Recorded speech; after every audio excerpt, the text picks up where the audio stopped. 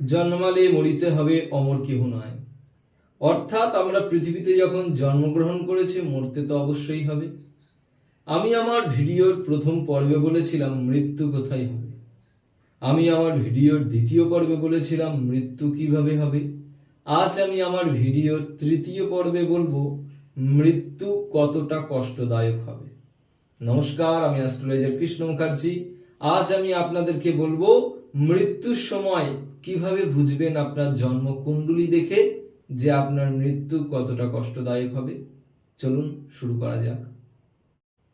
জ্যোতিষশাস্ত্রে রবি, মঙ্গল, শনি, রাহু, কেতু এদেরকে পাপ গ্রহ বলে বিবেচিত করা হয়েছে। চন্দ্র, বুধ, বৃহস্পতি, শুক্র এদেরকে শুভ গ্রহ বলে বিবেচিত করা হয়েছে।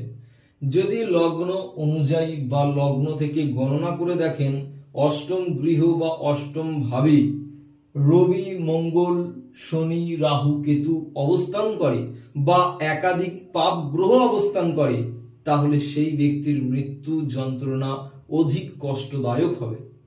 যদি দেখেন শুভ গ্রহ বা পাপ গ্রহ মিলিয়ে মিশিয়ে আছে, তাহলে মোটামুটি যন্ত্রণা পেয়ে বা ভুগতে ভুগতে সেই ব্যক্তির মৃত্যু হবে।